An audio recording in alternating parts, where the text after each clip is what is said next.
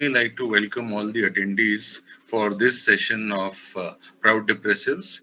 Now, a little bit about the movement for those who may have logged in for the first time or even otherwise. So, this was a movement which is a brainchild of Archana ma'am, and that is why the name Proud. And many people came and got together and born during COVID. Lots of good things actually came out of COVID. So, this is also one of them. Um, when people who are doing well placed in society, the idea is this, that when such people come and talk about their struggles with the D word. We've had a series of people coming and talking about it, doctors coming and talking about it. The word should get out of the closet because it is as natural as anything else. Any other ailment, maybe thyroid or maybe cardiac or anything else. So it may or may not be treatable, but it is definitely manageable. So that is the message that this group seeks to send out to the larger group. Um, we have today got a new pattern which we have not followed previously. So we have four different speakers, and all of these speakers are very accomplished in their own area of life, and they are going to be talking about उन्होंने क्या अपने struggles में देखा, how and what kind of message they would like to share. And the idea is to have a freewheeling discussions. The panelists can also, at the end, have a talk among themselves, and even the audience can pose any specific question to any particular speaker as the session progresses. So I will just take a quick couple of minutes to introduce each of the participants in the discussion, and then I will hand it over to one of the participants and they will take it forward. So our first speaker is going to be Archana Verma ma'am, who is currently Mission Director of the National Water Mission and Additional Secretary in the Ministry of Water Resources. And she is one of the founder members of this movement. This movement is actually her brainchild. So we're very happy to have you here today, ma'am. And ma'am will be talking about her own bouts with the D word, the second episode, as she calls it. We also have Dr. Bikramjit Dey, who is Associate Professor in the National University of Juridical Sciences, Kolkata, and he is the Director of the Center for Legal History, Studies in Legal History. He's an accomplished historian. He's been educated in UK, and he writes beautifully. So those of us who have been fortunate enough to read his Facebook posts, writes fantastically. So we're very happy to have you with us, sir, and look forward to hearing from you again. He has expressed a special desire that he would like to speak in Hindi. So he wants to polish those skills of his. So we will definitely help you with that, sir. And we have Ishan Pradeep, sir, who has been a DIG in ITBP in the engineering branch. And apart from that, he's a very accomplished sportsman. So now this is very interesting. Now people who are very good in sports having their own bouts with mental illness, and now you see so many sportsmen talking about their struggles with mental illness. So उस पे भी sir थोड़ा सा प्रकाश डालेंगे that what are the various things. You have Ben Stokes talking about it, you have Kohli talking about it, and you have footballers talking about it. You have Luis Suarez, because football World Cup is going on. Luis Suarez says कि वो जाके लोगों को काट क्यों लेता है. He's a serial biter. Those kinds of things. Maybe sir can shed some light. And then of course we have Dr. Smita Salunke, who is a professor of environmental science in the University of Mumbai. And she also has a very interesting story. She is very well-rounded as a personality. She is an author. She is accomplished with karate, accomplished with Kathak. She initially wanted to try her hand at UPSC, but fate willed otherwise, and she decided to go on and pursue PhD. So this is by way of introduction. And with these words, I'll just invite Archana ma'am to set the ball rolling. Over to you, ma'am. Thank you, Parikshit. I thought you were to start because we've never heard your story. Okay, fair enough. Yes. I would not really say that I have had any struggles with the D word, but yes, I have had my own problems growing up. I have had my own troubles growing up. And yes, I although I've never been clinically diagnosed as such, but yes, I do probably. I mean, if I were to do a self diagnosis, I probably suffer from seasonal afflictive disorder. So that's why I have to be very careful during the winter season, and I have to ensure that I get a lot of sun in the winter season. And what else? Um, I don't know. I mean, uh, yes, I do realize that mental illness or any kind of mental imbalance is because of imbalance of certain chemicals, and it is perfectly manageable. So, while I may not have ever been diagnosed, it may be diagnosed at some later point of time. So that's about me, ma'am. Okay, that was really short and brief, and I guess only a clinical examination will let you know whether you have or don't have. So, Correct. okay, since first part of my story is already known to everybody, it's out there on social media. I'll start with my second part. Actually, what happened that after Proud Depressive, after Corona, during COVID, I got to do so much and I was so very happy. And I thought I had conquered, the confidence and arrogance of a novice. I thought that depression was just, one thing which had happened and which had made my life hell, but I will never experience it again. So, as they say never again.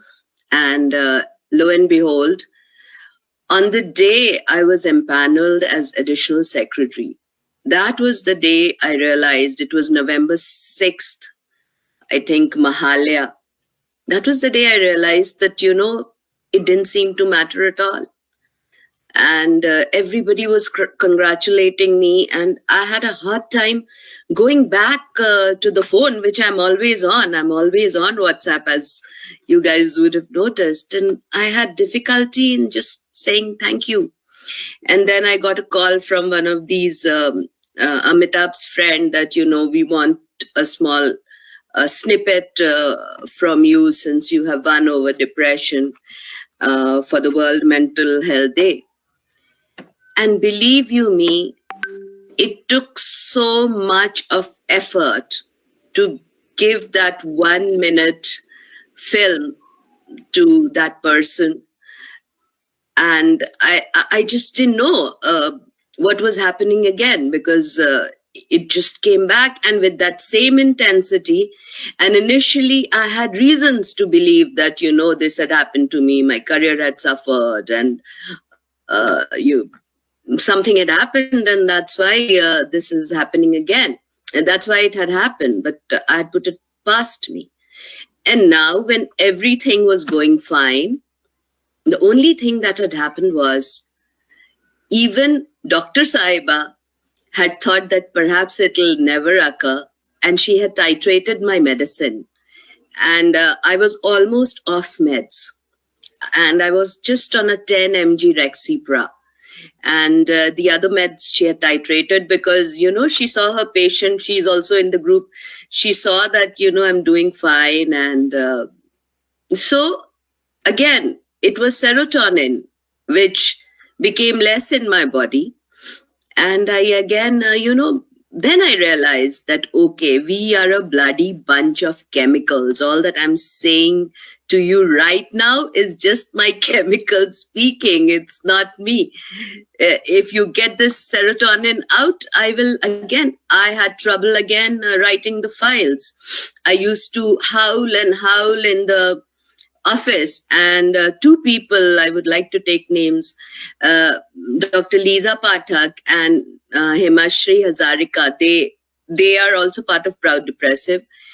They are the ones who literally pulled me out, because I would again look at the fan, I would go to my balcony and look at the stairs and just feel that life is so useless. I mean, it's not worth living. It's just Maya. It's something which happens to people. So let me jump off.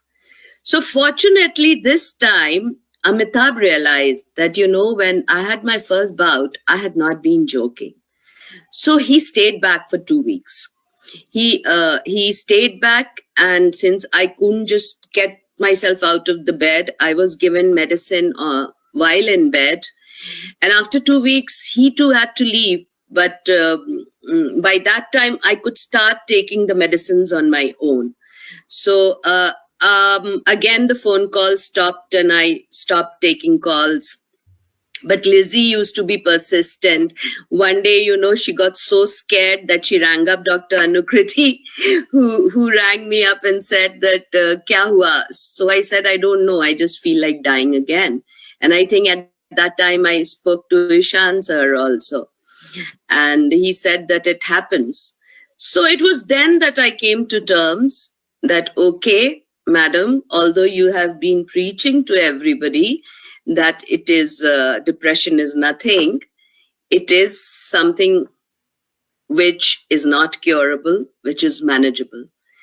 And then slowly I started working, taking baby steps. Whenever it hits, you have to take baby steps.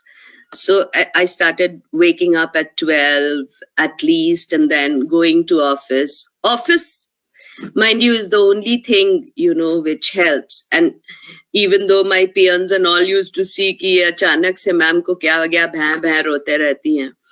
But still I braved it, because I felt a little ashamed, because just because before that phase I was high.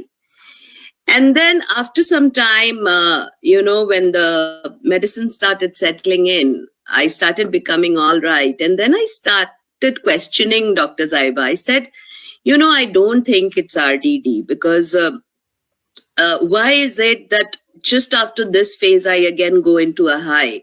Like right now is my high phase. So since she had seen the pattern for 2-3 years, and I have seen that pattern in my life, finally she wrote on my prescription that it is bipolar disorder and not recurrent depressive disorder. So you cannot imagine the happiness I felt, because I thought, chalo, agar ab depression hai, to fir happiness bhi aayega, kyunki bipolar hu. And bipolar, let me tell you, this manic phase that I am in, it is the most creative phase. Like, I'm so full of energy that I'm multitasking, working, being with family, being with friends, enjoying life, and just waiting कि okay, फिर होगा तो होगा. And but वही है कि this time there is a certainty कि it may, क्या हो गया?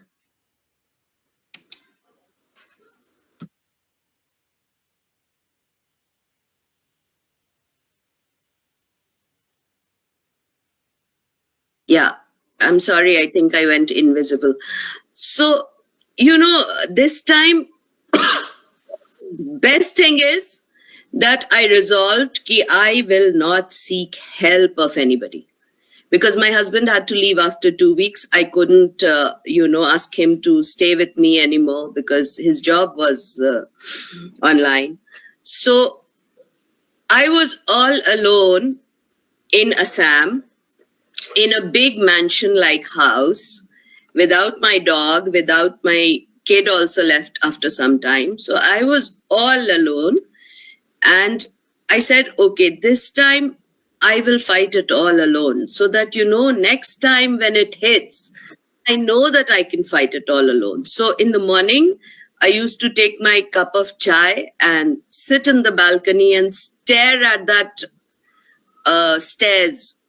In my balcony, there was a stair which led to where the water tank is there. So you can easily jump off from there. Stare and stare and stare till I lost my fear. So that is what but I want to say that you can very well function. I think as MD NWM, everybody is saying that I'm like a breath of fresh air in that mission, and it it can happen to anybody. It happened to me, and there's no need to fear. You just need to hold on. I guess that's the word. Just hold on. So, Parikshit, will not take more of your time. Thank you very much, ma'am. As always, very inspiring. And yes, I mean, during COVID, ma'am was absolutely on toes. Anybody needed anything, कुछ भी चाहिए. Somebody needed, something to be arranged in Guwahati. Airport के बाहर नहीं निकलने दे रहे. Immediately, ma'am would WhatsApp पे 2 minute में the response would come. Any other thing, something small, something big, she would arrange. So yes, I mean, I can personally attest to the fact during COVID and even after COVID. So yes, those that sudden period. She was invisible. I think a lot of us noticed it. She was invisible, but somebody said that no, we must go and wake her up, and somebody said, okay, she will come out, so let us not bother her too much. But we all knew that you will bounce back. So yes, so very very inspiring once again, ma'am, and thank you for sharing. Can I now request Dr. Vikram to please come and talk? Thank you, Parikshit. It's always a pleasure for me to address the Proud Depressives. And I must say that ever since I became a member of this group, my mood has probably improved quite a bit more than what it was before. The COVID, as Parikshit quite rightly suggested, uh, brought a lot of unhappiness, but it also was responsible for the founding of this group, which has very greatly helped me. So, with these few words, let me start today's short talk on my, I would say, afterlife after returning from Britain. I have previously, in the last lecture, discussed what may have, in my opinion, caused my first bout of depression before I left for Britain, uh, which is now the past. Uh, the period from 2003, when I came back to Calcutta, to 2022, has been a long one when I have really struggled to find my own feet. For the first 10 years, I, of course, had my father with me. And then suddenly, all of a sudden, he left. So the 10 years after my father left has been a tough one for me. And this was the period, most formative period, when I would say I began to realize, as Lisa suggested to me, that I was on the verge of becoming a proud depressive. So the topic that I plan to take up today on the basis of the suggestion that Dr. Lisa Pathak made the other day is my journey to being a proud depressive. And this is going to be a short talk. I wouldn't suggest that anybody or any one institution is responsible for my depression. I would say that my own deficiencies, physical most probably, are responsible for that.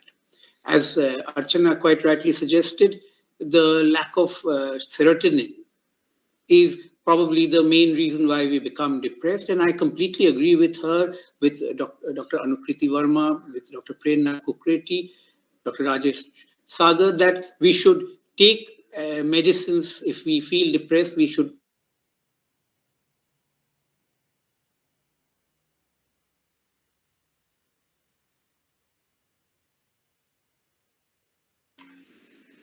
I think Dr. Vikram is having some technical issues. Let me just try and speak to him, please. Just one moment, please.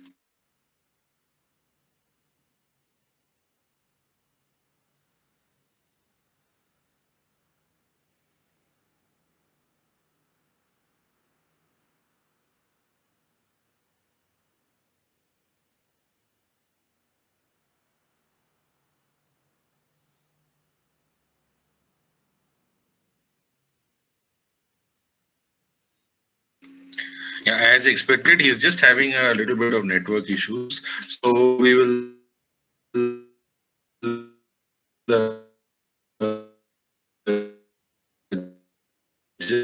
just wait for him to come back.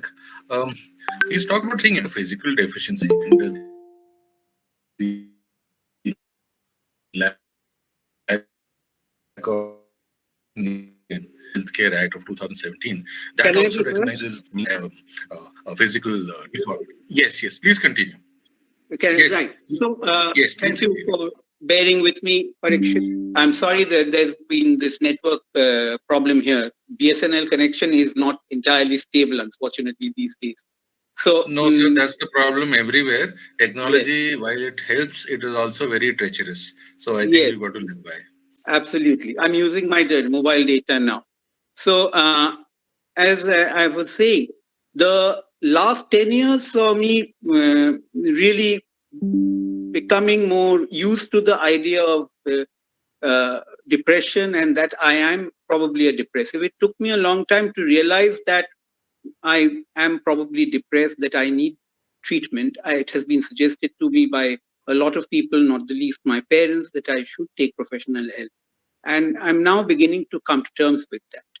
So that's the first point I would like to make, that the patient of depression should necessarily realize that there is no harm in taking professional help, taking medicines.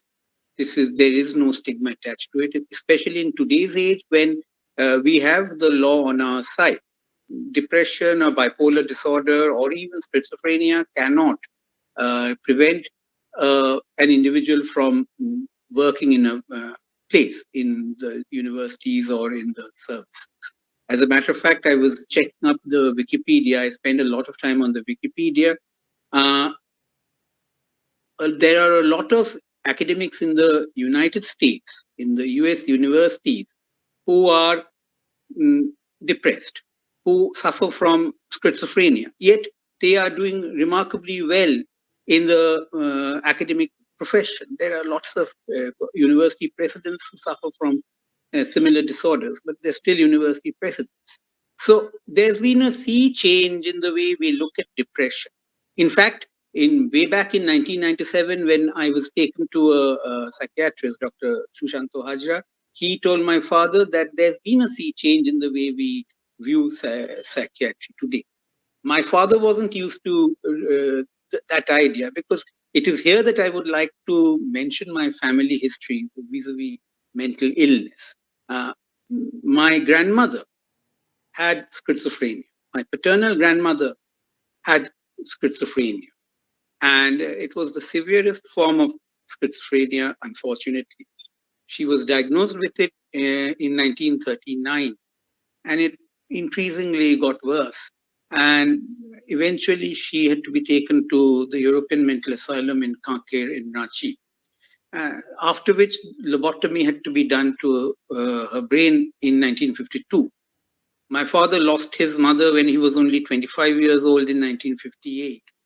And that obviously was at the back of my father's mind when he was having to deal with a psychiatrist all over again in 1997. So he wasn't used to mental illness being this acceptably. To him, it was a terrible illness. And he couldn't come to terms with the fact that a member of his family, especially his son, would have this kind of an illness.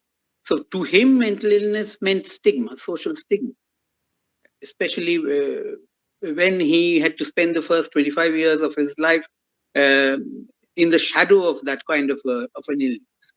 So the first point I would like to make is that the emergence of myself from uh, a denier to a person who accepted mental illness was uh, mm, wholly based on the acceptance that mental illness does not carry with it a stigma.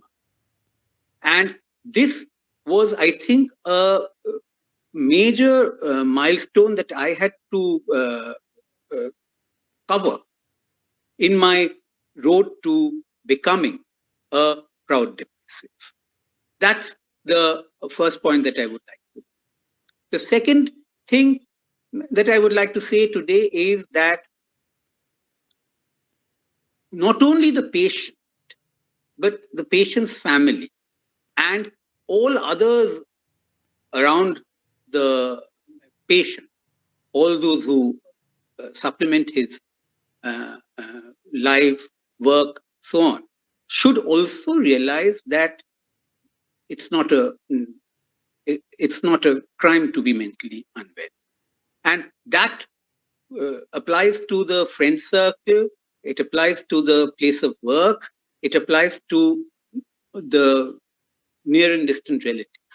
I have found that even if the patient is aware of the fact that mental illness is not a stigma, the family he lives in doesn't, or his relatives refuse to accept that mental illness is a stigma. I shall not take names here because this is a public forum, but I have had people refusing to, relatives refusing to talk about mental. Even though I keep telling them that I am proud to be a member of the Proud Depressives movement, they simply change the topic.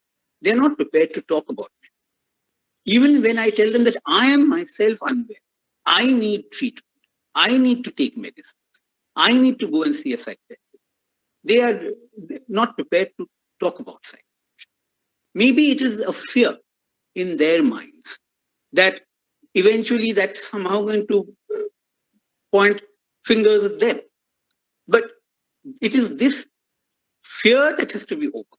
And the patient alone can't overcome. The entire social milieu in which the patient lives has to also overcome that fear. So the emphasis shouldn't lie only on the patient.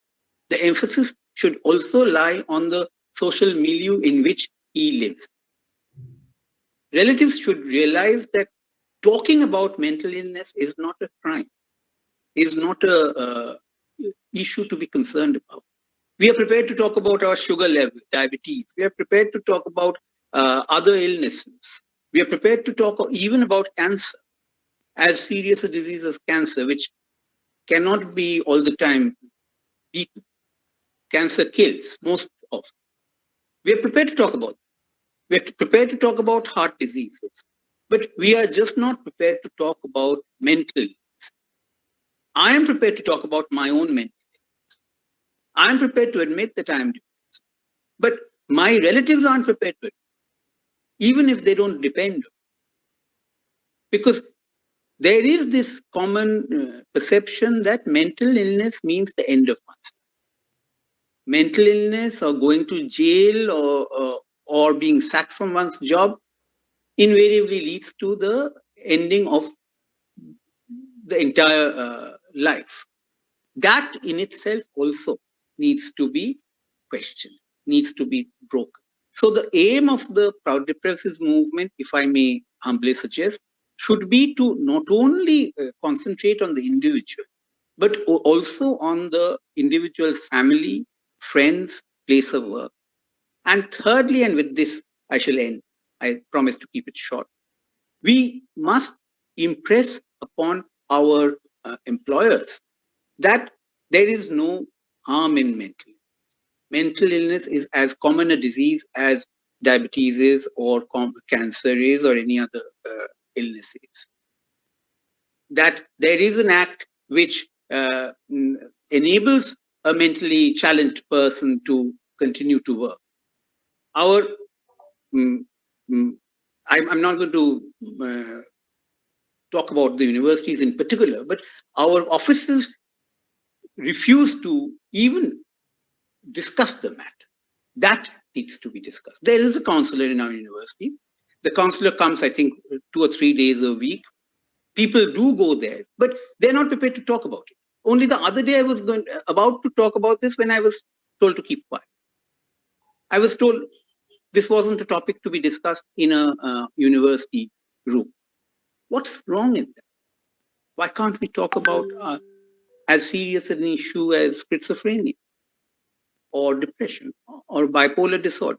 I'm very soon going to start keeping my promises and start having medicines, but I wouldn't be surprised if I have bipolar disorder, or even if I'm diagnosed with schizophrenia. My grandmother had it. I don't mind having it, to be very honest. I don't mind sharing my grandmother's illness. That is also an emotional thing that I have.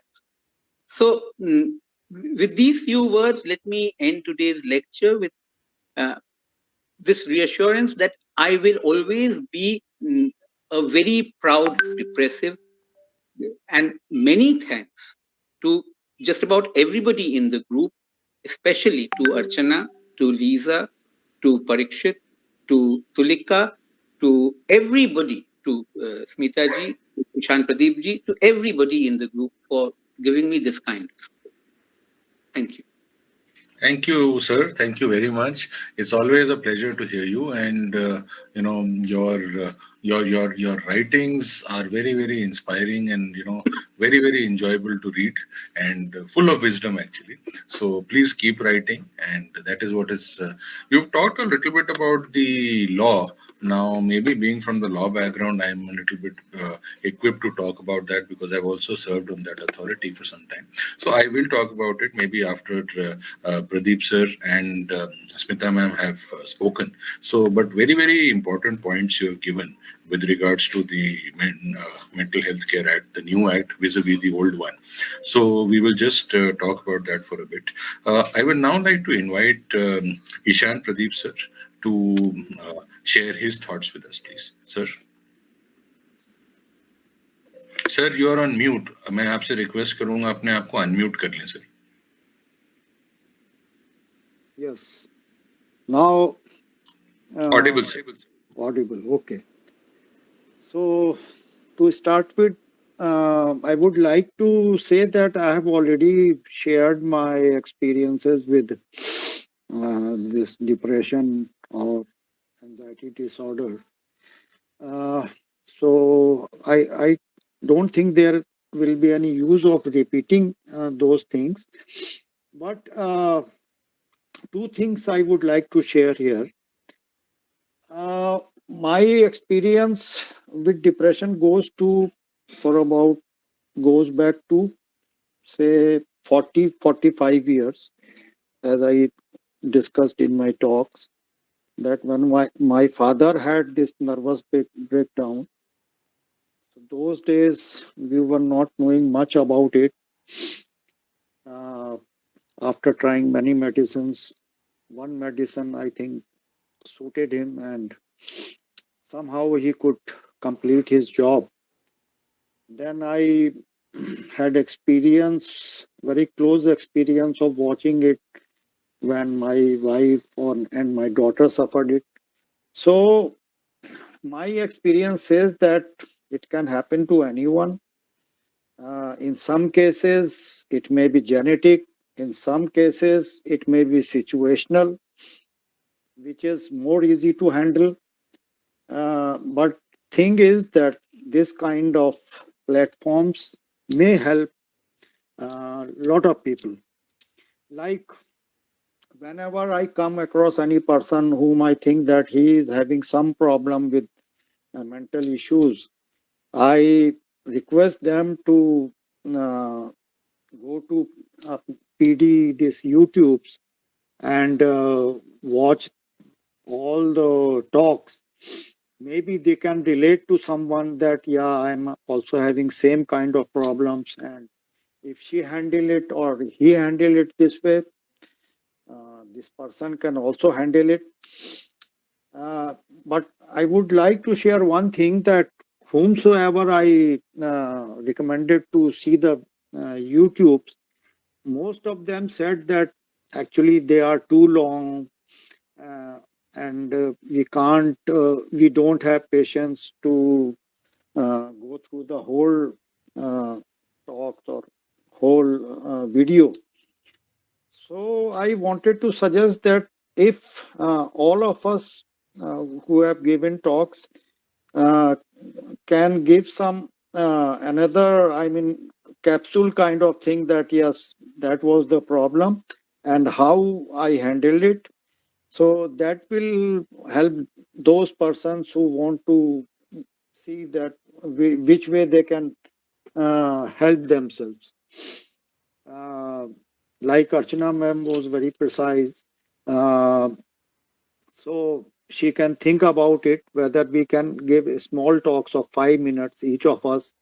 So any person can listen to that, and with whom they can relate, they can talk further or ask further. So that was one point. And I have few questions from Archana ma'am. Is she there? I think she has left or what? Archana Mm. ma'am, are you there? Sir, I think she is probably not around. Yes, Oh, yes, I'm Yes, there. please, please. Archana ma'am. But I was thinking we'll take the questions after Smita Okay, finishes. okay. So that's what I wanted to share or tell during this talks. Smita ma'am can go ahead. Smita ma'am, can we request you to please come and share your thoughts? Thank you.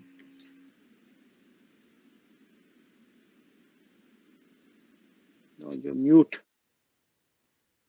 She is mute. Ma'am, can you just Yes. unmute yourself? Yeah, yeah, yeah. I've done it. Yeah, yeah. Thank you very much, Archana ma'am and Dr. Lisa ma'am for having me over here on this panel for this discussion. Uh, since I have already shared my story earlier, I'd like to keep it short and going back to the days when I felt very, very sad and very, very depressed was just when the pandemic hit. Smita ma'am, can I just make a request? Yeah, You are logged in from through two devices. Can you just exit from one because your yeah. voice is echoing because of that? Yeah. Is that okay now? Perfect. Thank you. Yeah. Yeah. Uh, so I'll come again. I wouldn't say that I was into depression or something, but as I had informed, I mean, I had mentioned earlier also when we had a discussion. I don't know what it was, but it was extremely difficult for me to deal with whatever emotions and thoughts that I was experiencing at that moment. It was just when the pandemic had hit, and there was a lot of confusion and chaos and uncertainty. So that was something that had hit me a lot. I understand that people feel happy when good things happen. People feel sad or low when things aren't going their way. But what had happened to me just when the lockdown began is something very different from what used to happen if I was ever sad about something or if I was, a little low on my emotions sometimes. What had actually happened is I had totally lost interest in whatever I was doing. I could not think clearly, and I used to feel zoned out. And that was a very brief period. And brief period in the sense, of course, the first few months of the lockdown. That was when it hit me so bad. I didn't know what was happening to me. I didn't know what was happening around in the world, how many people would live, how many people would die. So, there was so much uncertainty. That uncertainty was killing me. So I will not say that I got diagnosed for depression or something like that, but then I was in a very depressive phase of my life, depressed phase of my life. Um, and what I resorted to was what I felt, because generally I keep journaling whenever I have had some experiences in life which were too much for me to cope up with. So I have always written it down. So this journaling process I started when I felt I could not channelize anywhere. Whatever emotions, whatever thoughts I had, I was unable to channelize it anywhere. I could not talk to anyone. I mean, even if I had to talk to anyone, somebody else, that somebody else would be probably, on a different tangent altogether. Sometimes it used to be that the other person is not at all affected by what was happening, or sometimes it used to happen that uh, the person ahead is saying, yeah, yeah, even we are dealing with this, and we don't know how to deal with it. So it was on a very superficial level that I could try to convey, because when you know. It's always that when we are feeling very low, it's always advised that we need to talk to someone, a very close friend, or someone you're close to. But then, the entire world I felt was uh, uh, going through those emotional doldrums and bouts of uncertainty, where I didn't feel that I should be talking to someone, and I started journaling. The journaling process took some time. Like, I went on writing every day what I was feeling, what I was looking around. The journaling process helped me, maybe just to a very minimum extent. Maybe I should say 5% or 10%. But then, as I kept on writing, as I kept on, and since I was writing, I just wanted to know more and more of what was happening around me, so that I could keep on writing about that also, and write about my own feelings. But at the end of 3 months, I felt that even journaling was taking a toll on me. Even writing about what I was experiencing, even thinking and writing about uh, each and every experience that I was having at that moment of time, was killing me all the more. I don't know, I felt I was going into an abyss. It was like going into an abyss and not seeing any light anywhere, and didn't know where I was what I was drowning into. But thankfully, 3 to 4 months later, I started totally stopping. I mean, I totally stopped thinking about what was happening around, and I just shifted my thoughts towards something more creative. I started listening to more music. I started practicing my Kathak that I normally used to, which I had totally stopped. Of course, initially it was very forcefully that I had to bring about my movements, but I think those forced movements helped me get distracted from all that was disturbing me. And I don't know what is clinical depression, I would like to say, but what I felt during those 3 4 months, those initial 4 3 4 months, or yeah, around 3 to 4 months, was was a very very very very what should I say, uneasy phase of my life. Very uneasy. I don't know what it is. I've never faced anything like that before, nor I wish to face anything like that, because it was very disturbing. But thankfully, uh, my passion for Kathak helped me, shift my focus from what I was feeling, from my emotions, towards something that I was liking to do. And that's how I moved out of it. And grateful to God also that I could get out of it, because it was a very difficult phase that I had experienced. And that is when I met some people who put me on to this group of proud depressives. I'm so glad that I joined you all, and I understood how people have been dealing, how most of us, have been dealing with situations where certain chemicals, ruin the entire setup of our lives. Certain chemicals in the brain, I mean to say, disturb us so much. But yes, I would always say that as much as possible, one needs to get out of this situation, try to push yourself out. But when it becomes very, very serious, I know you can't do without medicines, you can't do without a therapist. And maybe that is the time when one needs to seek help. So I think that's all that I would want to say right now, and later on we can take some questions also. So thank you very much, ma'am. And so the diary which she's talking about, the journal which she's talking about, later on came out as a book, and this It book came is out. called Within Four Walls of the Mind, which is Yes, in the yes, nature of an yeah. autobiography. Maybe it can be a case study for some. Absolutely, Yes, yes, absolutely. it can So be. thank you very much, Thank yeah, for sharing your thoughts. So I would just like to pick up some things which have come out. So Dr. Smita has shared that journaling may have helped her her, and of course she's also saying that people should talk about it. People should when there is, and that's also the point which has come out from the other speakers. Ishan sir has also talked about it. What has been said by Dr. Vikram. From that, two, three things which I just wanted to, talk about. So he, first of all, talked about his paternal grandmother. Now, and the period which he talks about, the late 1930s. Now, that is exactly the time when such kind of medical procedures were being performed. While I'm not an expert in any kind of medical science, basic review will say that today we call these kind of techniques to be extremely dangerous. But in the 30s and 40s and even the 50s, this is the kind of treatment that was being given to people from suffering from mental illnesses. Now, somebody very famous, John F. Kennedy, his sister, Rosemary Kennedy, who had an IQ of around 70. 70 is not bad. I mean, the average American has an IQ of about 95. 70 is not bad.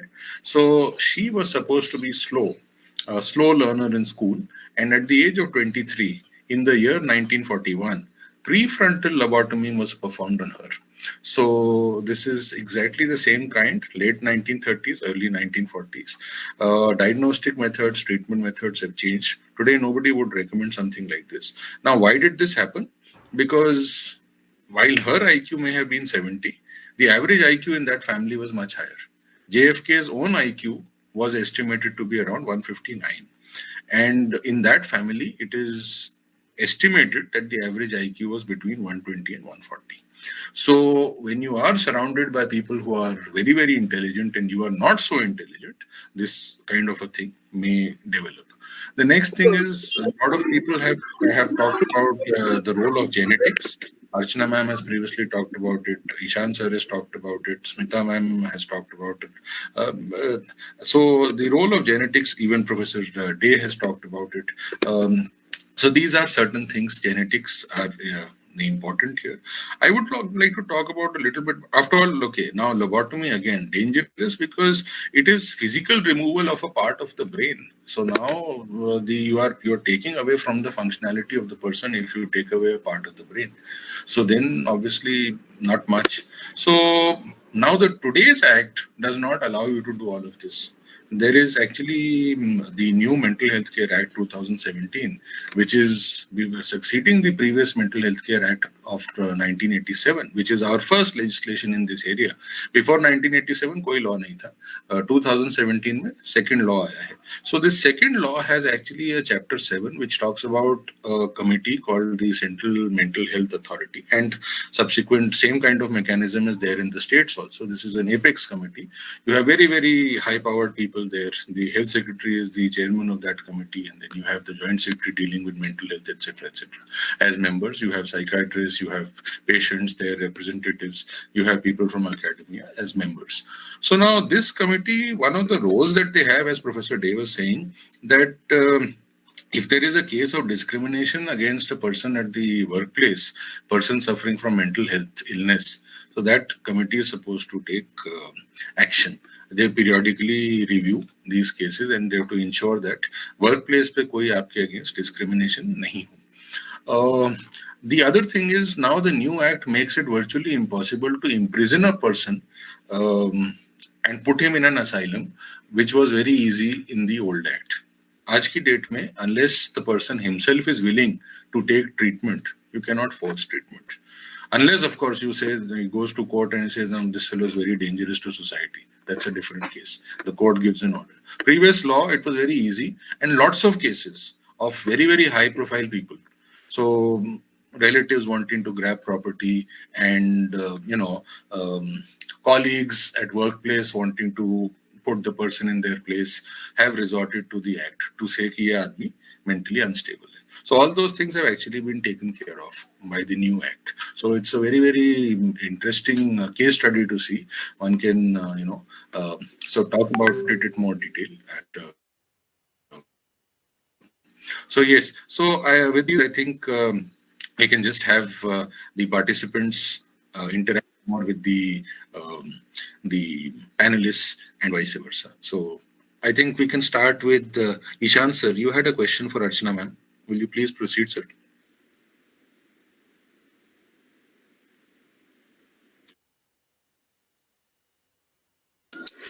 We can also invite questions from the people who are listening, and you Sure. can moderate that.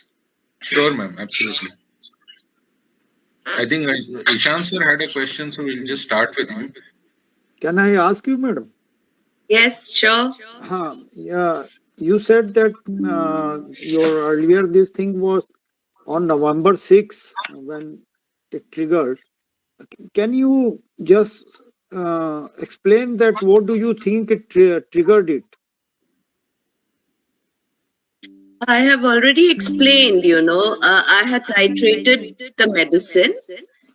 And so, of course, there's no test which corroborates it. There is a serotonin test, but the doctor says that it's not very Accurate. true or accurate. But it was the lack of serotonin, because my medication was very, very Low. low. Yes.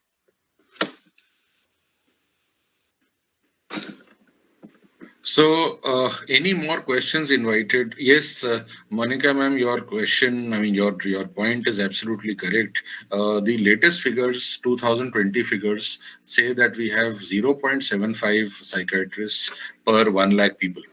So that is the ratio, 0.75 psychiatrists per 1 lakh people, which is amongst the lowest in the world. Actually, many African countries are better than us in this So regard. who is to blame for that? That's the question. I mean, well, I suppose it is Somebody outlook. said they get very low, consultation charges compared to other specialists. It is not Well, a very actually, good. whenever we are inviting psychiatrists and psychologists to come and speak in our fora in the university, the universal refrain is this: that when I told my parents that I want to study psychiatry, they said, "Tum gynae पढ़ लो, but psychiatry मत पढ़ो." A male person would say that gynae पढ़ लो, but psychiatry मत पढ़ो. So that is the attitude, actually, that. Harsh So reality. It is the harsh reality, actually. true, ma'am. True. Yeah. But now more and more doctors are opting for psychiatry. Sir, if you look at the position abroad in London, you have every office of a doctor is either a psychiatrist or a dentist. So they are the most common. I think the Things are changing in psychologists India also. get paid more than the psychiatrists. The psychologists. I Possible. have a question. Can psychologists prescribe medication? Oh, ma'am. They can't. No. Okay. Psychologists can also, see, there are basically three kinds of people. There are psychologists, there are psychiatrists, and there are psychotherapists. So medicine can only be prescribed by the psychiatrist. The others are going to talk to you or give you various other kinds of things. Okay. So we pay them for the interaction, the duration of interaction. Correct, ma'am, for the session. Yes. Okay. Thank you. My pleasure, ma'am. Anybody for any questions to any of the panelists or otherwise, please feel free either through the chat box or you can just unmute yourself and ask.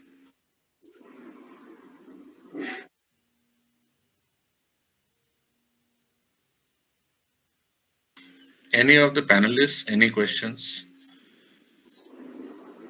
Professor Bikram? For X number of years. So maybe there could be a bona fide problem there. So we have to give young people some kind of leeway, and उनकी problems अलग होती हैं young लोगों की, because I myself have gone through that stage wherein suddenly everything is very uncertain. क्या करेंगे, क्या नौकरी करेंगे, क्या किस profession में जाएंगे, वो सब problems होती हैं.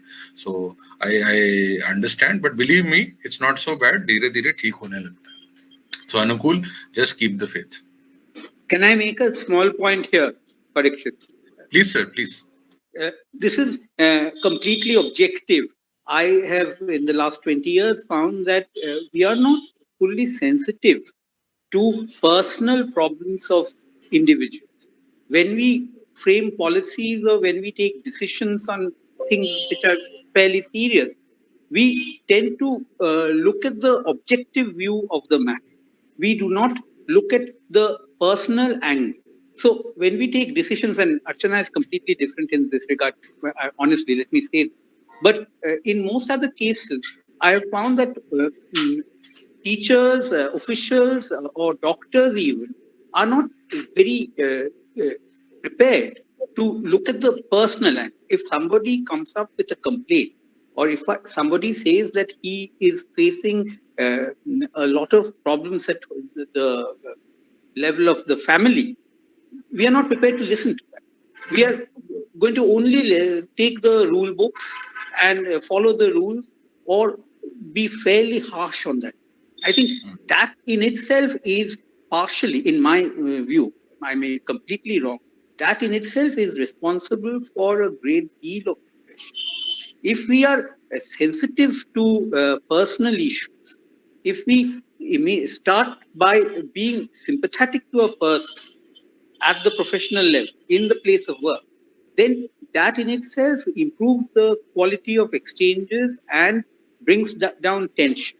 And it is this reduction in tension which I believe contributes very greatly to the reduction of cases of depression.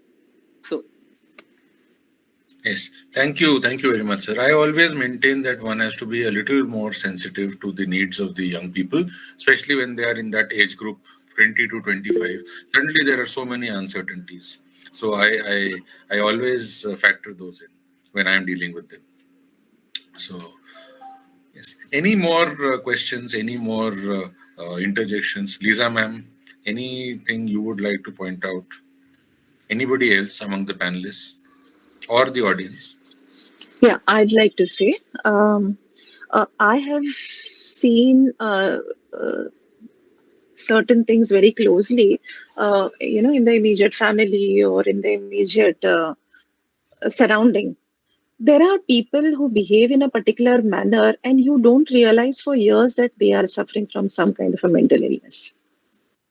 This is also something very pertinent that we need to understand, because now, as Bikram sir also said, that and even you have mentioned that in the age group of 20 to 25 you find a lot of youngsters who have a lot of issues, but until and unless we don't talk to them, or they don't come and talk to us, we will not know what the issues are. Even if you want to counsel them, sometimes they don't want any counseling. They're very obstinate, and they would be behaving in a very weird way, not just youngsters, but even slightly elderly people. And then it takes time for us to understand that, yes, there is some underlying problem over here, and maybe we need to take this person. A lot of times it so happens that a person who is suffering from any kind of a mental issue, that person himself or herself is not able to say for sure that, yes, I need some help and I need to go over there and seek some help. This is very, very common. So trying to identify also, getting to identify such traits which are probably, a mental, probably something to be concerned about. So that I think some kind of training is required, or some kind of orientation is required to identify that, yes, this kind of a behavior is, you know is a little problematic. If someone is always speaking about suicide, so that this person is depressed, or the that person has cut himself or herself out from the rest of the family or the rest of the friends, that this is it. But there are other very subtle ways in which people mm, live their life, and you rarely come to know. And then when something big happens, then we are totally shocked. So this is something, I think there is some gap over here where we need to understand how to get such people out, and particularly those who do not understand, do not realize for themselves that they are facing some kind of a mental health issue. So this is something, I think this is something that we need to understand. Well put, ma'am. Well put. Recently, I had an interesting experience. A friend of mine, we were talking together, and she said that for last some time she is having crying bouts, all of a sudden she will start crying. When she is taking bath, she will start crying. So I told her that better to consult a psychiatrist because I think it's some kind of depression. So she said that no, I'm doing my job, I'm doing so much of exercise. It can't be depression. Uh, then she discussed this issue with her husband, and husband also said no, depression is nothing. You just try to remain happy. And later on, I found out that her husband was also on depression medicines, but he was not even knowing it that he is on antidepressants.